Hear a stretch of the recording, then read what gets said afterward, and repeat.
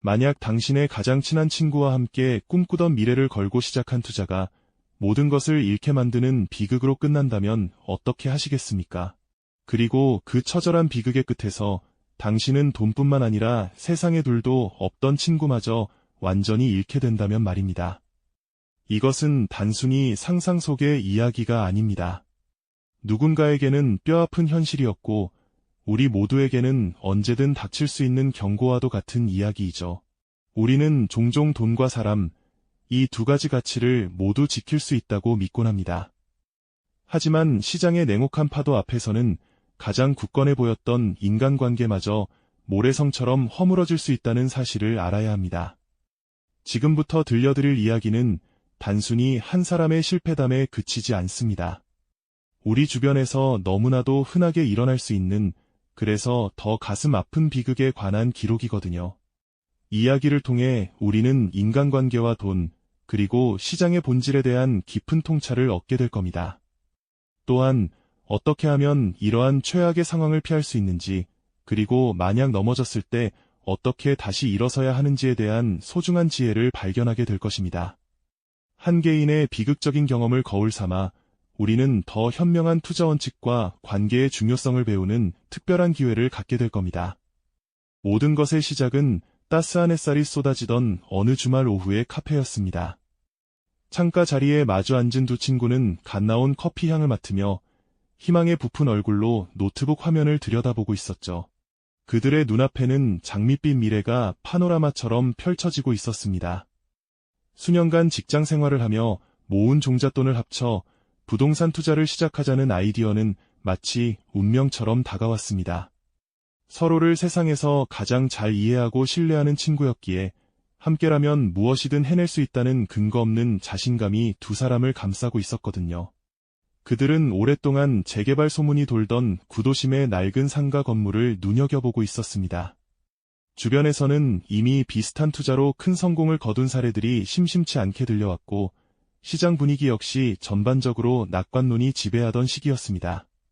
그날 카페 테이블 위에는 복잡한 시장 분석 자료 대신 리모델링 후에 멋진 카페와 상점들이 들어선 건물의 상상도가 그려지고 있었습니다.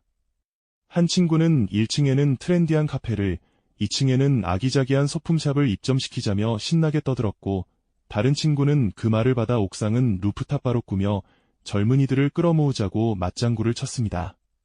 웃음소리가 카페 안에 가득 울려 퍼졌고, 그들의 대화 속에는 실패라는 단어는 존재하지 않았습니다.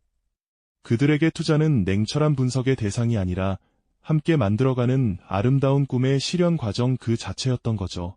그들은 서로의 통장 잔고를 투명하게 공유했고 대출 계획을 세우면서도 어떤 의심이나 불안감도 느끼지 않았습니다. 오히려 부족한 자금은 서로의 신용을 담보로 해결할 수 있다는 사실에 더욱 굳건한 동지애를 느꼈을 뿐입니다. 이것이 바로 비극의 씨앗이었습니다. 굳건하다고 믿었던 신뢰가 오히려 객관적인 판단을 흐리게 만드는 가장 큰 위험 요소라는 사실을 그때는 아무도 알지 못했습니다. 며칠 뒤 두 사람은 직접 그 낡은 상가 건물을 찾아갔습니다. 회색빛 시멘트 외벽은 군데군데 페인트가 벗겨져 있었고 창문에는 먼지가 자욱하게 쌓여 내부를 들여다보기조차 어려웠죠. 하지만 두 친구의 눈에는 그 낡은 건물이 황금알을 낳는 거위처럼 보였습니다. 그들은 건물 주변을 몇 바퀴나 돌면서 이곳에 들어설 새로운 상점들과 북적이게 될 사람들의 모습을 상상하며 즐거워했습니다. 이 위치에 이런 건물이 아직 남아있었다니 이건 정말 기회야. 한 친구가 확신의 참목소리로 말하자 다른 친구는 고개를 끄덕이며 우리가 잡지 않으면 누군가 분명히 채갈 거야. 서둘러야 해 라고 답했습니다. 그들의 마음속에는 조급함과 탐욕이 조금씩 자라나고 있었지만 그것을 기회를 포착하는 용기라고 스스로 포장했습니다. 그들은 주변 부동산 중개업소 몇 군데를 들러봤지만 대부분 긍정적인 이야기만을 늘어놓았습니다. 금리가 오를 가능성이나 재개발 계획이 지연될 수 있다는 위험성에 대한 경고는 그들의 귀에 제대로 들리지 않았습니다. 오직 성공에 대한 열망만이 모든 이성적인 판단을 마비시키고 있었던 겁니다. 결국 그들은 무리해서 자금을 마련해 계약서에 도장을 찍었습니다. 낡고 묵직한 나무 테이블 위에서 중개인의 빠른 설명과 함께 두 사람은 나란히 앉아 자신의 이름을 적어 넣었습니다. 펜 끝이 종이에 닿는 서걱이는 소리가 유난히 크게 들리는 듯했고 그 순간만큼은 세상을 다 가진 듯한 설렘과 흥분으로 가득 찼죠. 계약을 마친 날 저녁, 그들은 단골 술집에서 지인들을 불러 모아 성대한 축하 파티를 열었습니다. 친구들은 모두 부러움과 찬사가 섞인 눈빛으로 그들을 바라보았고 역시 너희는 배짱이 두둑해. 나중에 건물주 되면 모른 척하기 없기다. 와 같은 농담을 던지며 축배를 들었습니다.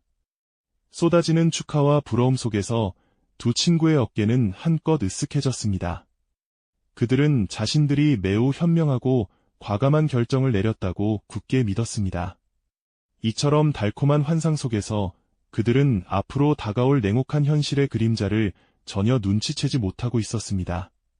그저 장밋빛 미래를 향한 출발선에 섰다고만 생각했죠. 하지만 그들의 희망 가득했던 출발은 오래가지 못했습니다. 계약의 잉크가 채 마르기도 전에 시장의 분위기가 심상치 않게 돌아가기 시작했거든요. 마치 약속이라도 한 듯 국내의 경제 뉴스 헤드라인은 온통 부정적인 전망으로 가득 찼습니다. 예상치 못한 글로벌 경기 침체 우려가 고개를 들었고 중앙은행은 물가를 잡기 위해 기준금리를 가파르게 인상하기 시작했습니다. 그들이 꿈꾸던 장밋빛 미래에 처음으로 균열이 생기는 순간이었습니다. 처음에는 대수롭지 않게 생각하려 애썼습니다. 이런 위기는 늘 있었어. 금방 지나갈 거야. 한 친구가 애써 태연한 척 말했지만 그의 목소리에는 미세한 떨림이 섞여 있었죠. 밤마다 잠들기 전 습관처럼 확인하는 부동산 관련 기사들은 온통 하락, 급락, 빙하기와 같은 단어들로 도배되어 있었습니다. 화면 속에서 무섭게 곤두박질 치는 그래프는 마치 자신들의 미래를 예고하는 듯 보였습니다. 가장 먼저 닥쳐온 현실적인 문제는 대출이자 부담이었습니다. 변동금리로 받은 대출의 이자가 불과 몇 달 사이에 2배 가까이 치솟았습니다. 매달 통장에서 빠져나가는 이자 금액은 그들의 숨통을 조여왔고 애초에 계획했던 리모델링은 시작도 해보지 못한 채 무기한 연기될 수밖에 없었죠. 이제 두 사람의 대화에서는 미래에 대한 설렘 대신 당장 다음 달 이자를 어떻게 막을지에 대한 걱정이 더 큰 비중을 차지하기 시작했습니다. 한때 미래를 그리며 웃음이 끊이지 않았던 카페에서의 만남은 이제 무거운 침묵과 한숨으로 채워졌습니다. 서로의 얼굴을 마주보면서도 차마 입 밖으로 꺼내지 못하는 불안감이 두 사람 사이를 서서히 갈라놓고 있었습니다. 그들은 시장이 보내는 명백한 경고 신호를 애써 무시하거나 일시적인 조정기일 뿐이라며 현실을 왜곡해서 해석하려고 발버둥 쳤습니다. 갈등은 아주 사소한 부분에서부터 시작되었습니다. 추가 자금 마련을 위해 회의를 하던 어느 날 밤이었습니다. 한 친구가 다소 조심스럽게 자신의 비상금을 더는 내놓기 어렵다고 이야기하자 다른 친구의 얼굴이 순간 굳어졌습니다. 지금 우리 둘 다 똑같이 어려운 상황 아니야? 왜 너만 그렇게 이기적으로 구는 건데? 날카로운 말이 오가기 시작했고 대화는 금세 감정적인 싸움으로 번졌습니다. 시작할 때 내가 더 적극적이었잖아. 나는 사실 조금 더 신중하게 보자고 했었다고. 그걸 지금 와서 말이라고 해?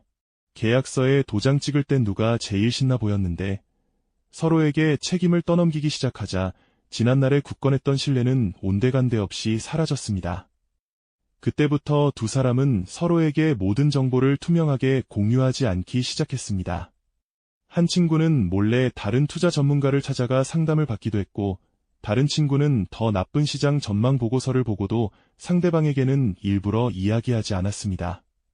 서로를 경계하며 나누는 대화는 마치 살얼음판을 걷는 듯 위태로웠고 전화벨이 울릴 때마다 가슴이 철렁 내려앉는 날들이 계속되었습니다. 상황은 걷잡을 수 없이 악화되었습니다. 부동산 시장은 끝을 모르고 추락했고 그들이 매입했던 낡은 상가 건물의 가치는 매입가의 절반 이하로 뚝 떨어졌습니다. 이제는 이자 부담을 넘어 원금 상환 압박까지 받기 시작했습니다. 은행에서는 냉정한 목소리로 추가 담보를 요구하거나 대출 일부를 즉시 상환하라는 통보를 보내왔습니다. 텅 빈 건물을 바라보는 두 친구의 마음은 타들어갔습니다. 한때 희망의 상징이었던 그 건물은 이제 거대한 족쇄이자 실패의 낙인처럼 느껴졌죠. 추가 자금을 투입하지 않으면 모든 것을 잃게 될 절체절명의 위기 앞에서 두 사람의 관계는 완전히 파국으로 치달았습니다. 더 이상 감당할 수 없다고 판단한 한 친구가 손절매, 즉 손해를 감수하고서라도 건물을 처분하자고 제안했습니다. 하지만 다른 친구는 결코 동의할 수 없었습니다. 지금 팔면 우리는 정말 끝장이야. 조금만 더 버티면 분명히 다시 오를 거라고. 그의 목소리에는 이성적인 판단이 아닌 현실을 부정하고 싶은 절박함만이 가득했습니다. 결국 그들의 대화는 고성과 막말로 얼룩졌고 급기야 법적인 절차를 알아보는 지경에 이르렀습니다. 한때는 서로의 미래를 응원하며 같은 꿈을 꾸었지만 이제는 자신의 손해를 최소화하기 위해 서로를 공격하는 적이 되어버린 겁니다. 법률사무소의 차가운 상담실, 상담 테이블 위에는 그들이 희망에 부풀어 서명했던 계약서와 함께 이제는 서로의 책임을 묻는 내용 증명 서류들이 어지럽게 놓여 있었습니다. 변호사는 무미건조한 표정으로 법적 절차와 예상되는 결과를 설명했지만 그 어떤 말도 귀에 들어오지 않았습니다. 모든 것을 잃었다는 절망감, 그리고 가장 믿었던 친구에게 배신당했다는 분노가 온몸을 휘감았습니다. 결국 건물은 경매로 넘어갔고 손해는 처음 투자했던 원금의 극히 일부와 감당할 수 없는 빚만 남게 되었습니다. 마지막으로 마주친 날, 두 사람은 아무 말도 하지 않았습니다. 차가운 눈빛으로 서로를 잠시 바라본 뒤 말없이 등을 돌려 각자의 길로 멀어져 갔습니다. 한때 뜨거웠던 우정과 찬란했던 꿈은 그렇게 잿더미가 되어 차가운 아스팔트 위로 흩어졌습니다. 차가운 아스팔트 위로 흩어진 잿더미는 단순히 돈이나 기회만을 의미하는 것이 아니었습니다. 그것은 한때 세상의 전부였던 신뢰와 함께 꾸었던 미래의 파편들이었죠. 홀로 남겨진 그는 텅 빈 사무실 의자에 주저앉았습니다. 함께 웃으며 벽에 걸었던 사업계획서는 이미 빛이 발에 누렇게 변해 있었고 책상 위에는 독촉장과 압류예고, 통지서만이 붉은 글씨를 뽐내며 쌓여갔습니다. 전화벨이 울릴 때마다 심장이 철렁 내려앉는 날들이 반복되었어요. 친구의 번호일이 없다는 것을 알면서도 혹시나 하는 신락 같은 희망과 동시에 그를 마주할지 모른다는 두려움이 교차했습니다. 결국 그는 모든 전화를 무시한 채 세상과 단절된 섬처럼 스스로를 고립시키기 시작했습니다. 며칠이 지나 법률사무소의 무거운 문을 열고 들어섰습니다. 상담실의 공기는 묵직했고 서류 뭉치들은 마치 그의 실패를 증명하는 비석처럼 높게 쌓여 있었죠. 나이 지긋한 변호사는 안경 너머로 지친 눈빛을 보내며 법률 용어가 가득한 서류를 하나씩 설명하기 시작했습니다. 그의 귀에는 채무불이행, 손해배상 청구, 강제 집행 같은 단어들만이 메아리처럼 울려 퍼졌습니다. 친구와의 동업계약서는 이제 우정의 증표가 아니라 서로의 발목을 잡는 차가운 족쇄가 되어버렸습니다. 변호사는 감정을 배제한 채 가장 현실적인 선택지들을 나열했지만 그에게는 어느 것 하나 위로가 되지 않았습니다. 그저 이 모든 것이 거대한 악몽처럼 느껴질 뿐이었죠. 상담실을 나서는 그의 어깨는 상담 전보다 훨씬 더 무겁게 축 늘어져 있었습니다. 결국 그날은 오고야 말았습니다.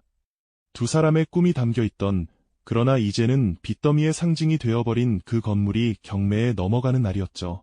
그는 차마 경매 현장에 들어가지 못하고 멀리 떨어진 길 건너편 카페 창가에 앉아 그 모습을 지켜봐야만 했습니다. 낯선 사람들이 아무런 감정 없는 얼굴로 건물 주변을 둘러보고 그 가치를 숫자로만 평가하고 있었습니다.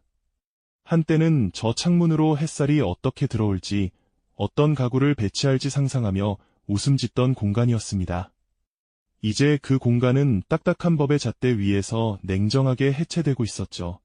마침내 경매인의 망치 소리가 희미하게 들려오는 것 같았을 때 그는 조용히 눈을 감았습니다.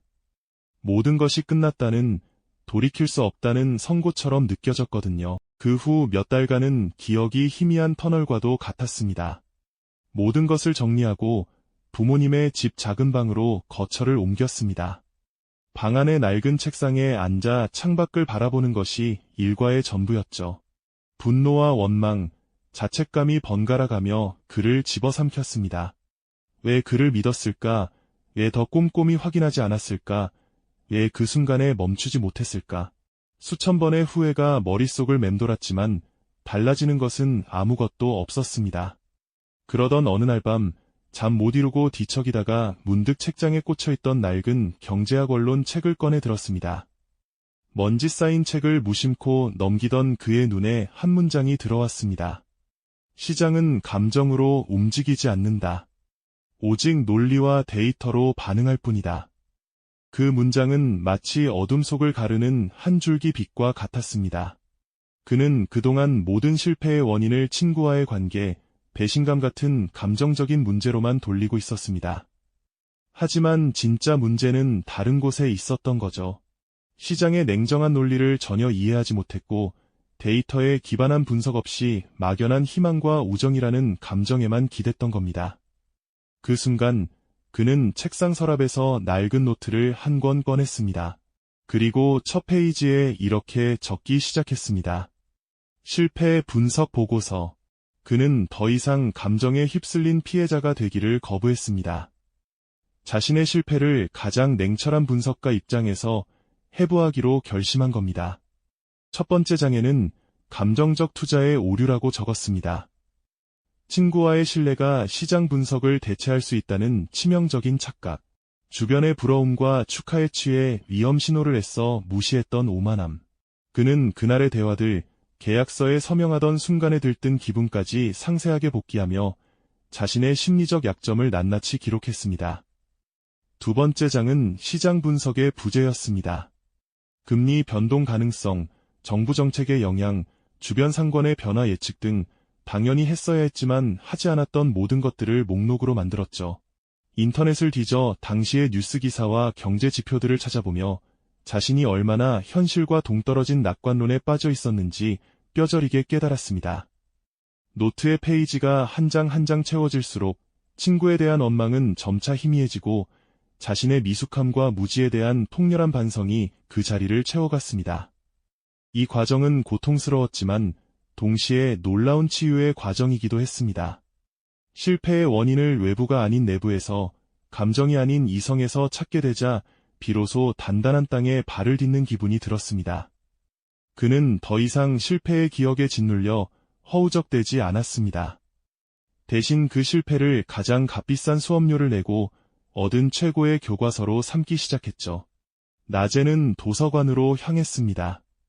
경제학, 부동산학, 투자 심리학 관련 서적들을 닥치는 대로 읽어나갔습니다.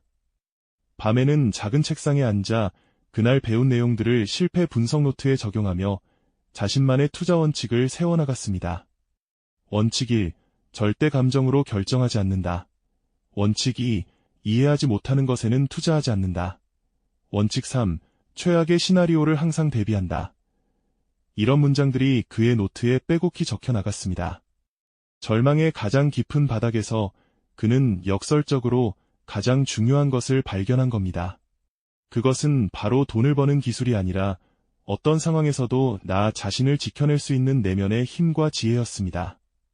모든 것을 잃고 나서야 비로소 그는 시장의 본질과 인간의 욕망, 그리고 그 안에서 흔들리지 않는 자신만의 중심을 잡는 법을 배우게 된 거죠.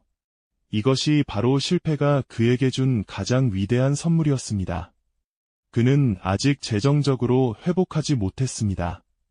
여전히 작은 방에서 생활하고 있었죠.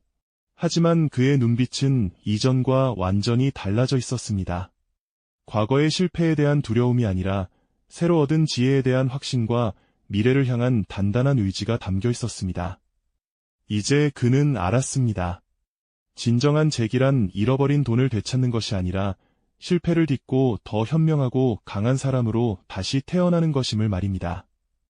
이 이야기는 단순히 한 개인의 투자 실패담이 아닙니다. 우리 사회에서 돈과 관계, 그리고 성공에 대한 맹목적인 추구가 얼마나 위험할 수 있는지를 보여주는 하나의 거울과도 같습니다.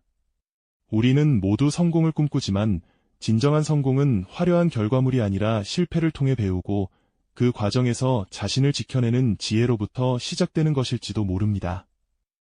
이 이야기가 여러분의 현명한 선택에 작은 나침반이 되기를 진심으로 바랍니다.